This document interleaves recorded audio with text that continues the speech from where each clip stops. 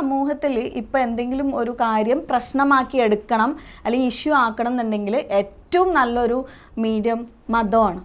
മതത്തിനെ കയറി പിടിച്ചു കഴിഞ്ഞാൽ അത് ആൾക്കാരുടെ എന്താ പറയുക മതവികാരത്തിനെ വ്രണപ്പെടുത്തും, അവർ ശക്തമായിട്ട് തിരിച്ചടിക്കും.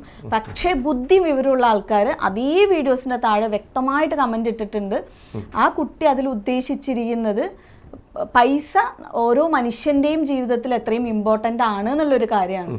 നിങ്ങൾ എന്തിനും ഇതിലില്ലാത്ത കാര്യം പറഞ്ഞു എന്ന് പറയുന്ന ആൾക്കാരുണ്ട്. അതല്ലാത്ത ഒരു വീഡിയോ പോലും കാണാതെ നമ്മൾ വന്ന് തെറി വിളിക്കുന്നുണ്ട്.